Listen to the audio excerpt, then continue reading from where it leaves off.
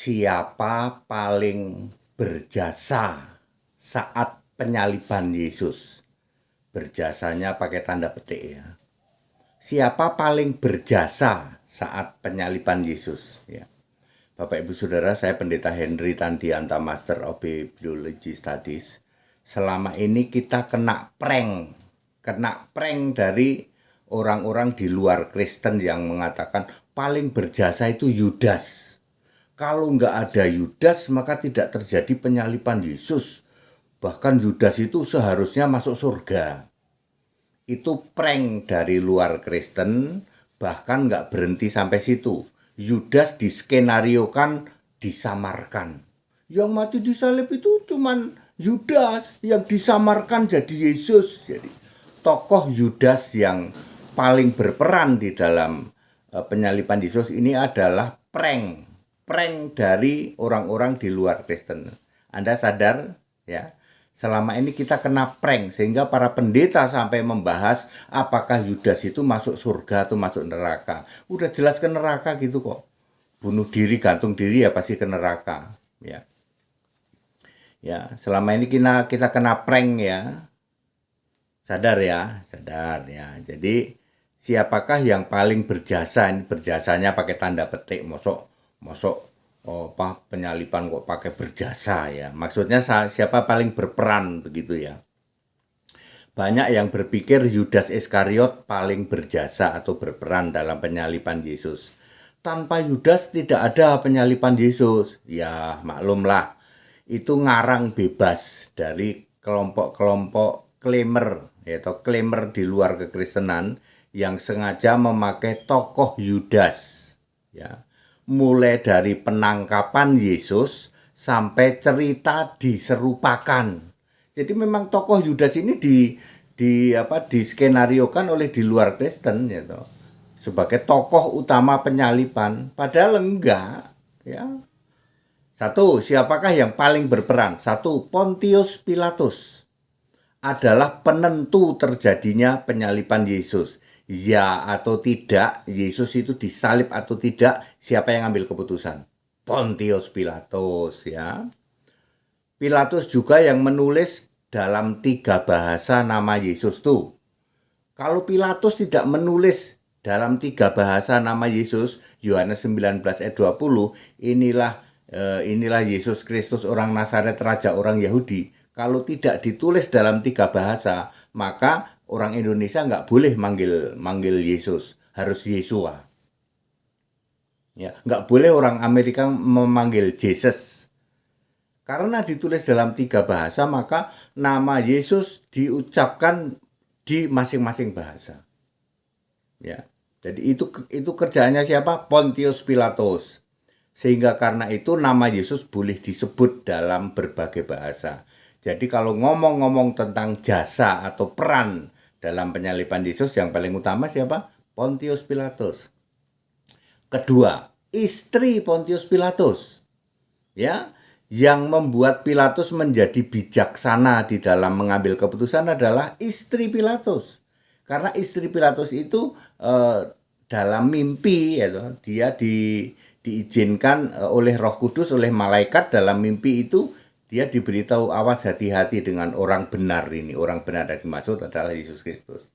Sehingga Pilatus mengambil keputusan dengan sangat bijaksana.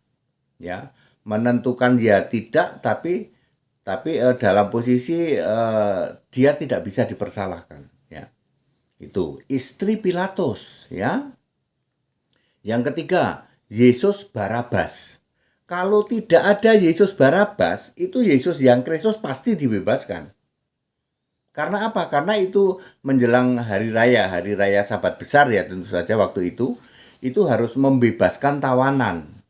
Kalau tidak muncul yang namanya Yesus Barabas, itu pasti Yesus yang disebut Kristus bebas. Ngerti? Jadi peran Yesus Barabas ini penting ya. Kemudian yang keempat, Mahkamah Agama Yahudi. Mahkamah Agama Yahudi yang Kayafas itu ya, imam besarnya Kayafas itu kan mengambil keputusan kamu hukuman mati. Tapi nggak bisa punya kuasa apa-apa, tetap Pontius Pilatus yang mengambil keputusan. Ya, yaitu Mahkamah Agama Yahudi. Lalu yang kelima, Yudas Iskariot. Yudas Iskariot itu perannya itu cuma nunjukin ini loh Yesus. Kan mau ditangkap tuh. Mau ditangkap, ini loh Yesus gitu, dipeluk, dicium, ditangkap. Cuman itu doang perannya, nggak ada yang lain, nggak ada.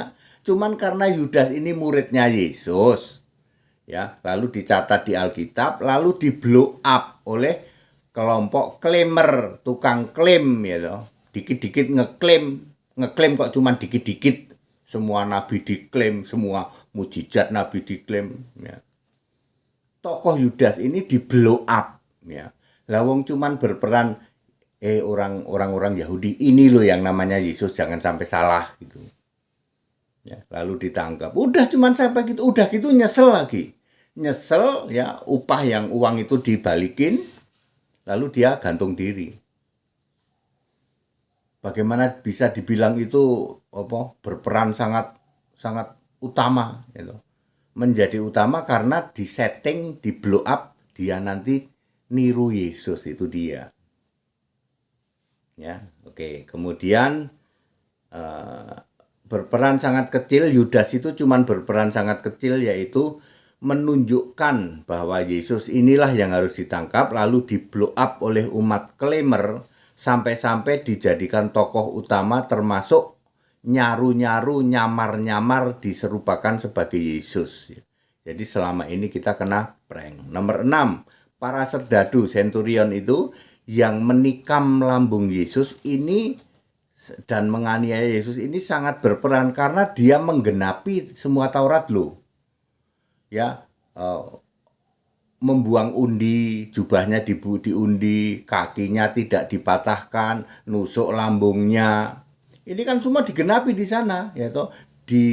Disalib di antara penjahat. Itu semua menggenapi loh. Kalau centurion ini, kalau para serdadu ini salah aja, salah tindakan aja, maka tidak tergenapi itu semua nubuatan-nubuatan di perjanjian lama itu. Ayo, andaikan salah aja, kakinya digebuk patah, padahal di sana kakinya tidak dipatahkan. Andaikan yang ditusuk itu bukan lambungnya, misalnya yang ditusuk itu punggungnya, ya. Jadi sangat berperan ini serdadu ini, ya. Ya, terus dicambuk, ya, terus apalagi disalib di antara dua penjahat. Andaikan Yesus ditaruh pinggir, ayo. Nanti kan Yesus disalib di antara penjahat, artinya kirinya penjahat, kanannya penjahat. Lah kalau salah taruh, Yesusnya taruh pinggir. Ya, makanya Yesus ditaruh di tengah karena ada di antara. Jadi serdadu ini melaksanakan tugasnya, ya. Tanpa mereka sadari, mereka sedang menggenapi nubuatan-nubuatan. Iya ya, malah lebih berperan daripada Yudas sebenarnya, betul. Nomor 7, Nikodemus. Nikodemus itu memastikan, dan Yusuf Arimatea memastikan menurunkan mayat Yesus. Memastikan bahwa yang disalib itu Yesus. Wahai umat klaimer, tukang klaim. Tak kasih tahu, Yusuf Arimatea dan Nikodemus menurunkan mayat Yesus, bukan mayat Yudas. Ngerti? Umat klaimer, tukang klaim. Dikit-dikit ngeklaim kok cuman dikit-dikit. Yang membuat cerita bahwa diserupakan oleh Yudas gugur oleh Nikodemus dan oleh Yusuf Arimatea. Yusuf Arimatea di dalam Yohanes 19 ayat 38 dan 40 dan bersama Nikodemus menurunkan mayat Yesus, bukan mayat Yudas. Ngerti? Penyesatan luar biasa umat klaimer, dikit-dikit mengklaim kok cuman dikit-dikit. Semua nabi diklaim, semua mujizat diklaim. Bahkan Yudas yang cuman berperan menunjukkan Yesus saja diklaim, ya toh, sebagai diserupakan. Baca Yohanes 19 ayat 38 dan 40. Yusuf Arimatea meminta menurunkan mayat Yesus. Mana yang mayat Yudas? Mikir. Ya. Lalu dikafani, dikasih rempah-rempah. Jadi peran Yusuf sama sama Nikodemus ya. Berperan untuk memastikan yang disalib itu Yesus. Jadi cerita yang diserupakan itu ngarang bebas itu. Terjun bebas itu. Jadi clear Bapak Ibu Saudara ya. Selama ini kita kena prank dari umat klaimer itu yang tukang mengklaim itu. Dikit-dikit mengklaim kok cuman dikit-dikit. Pak siapa sih Pak umat tukang mengklaim itu? Ya nggak tahu. Ya, termasuk para pendeta, para romo-romo kena prank.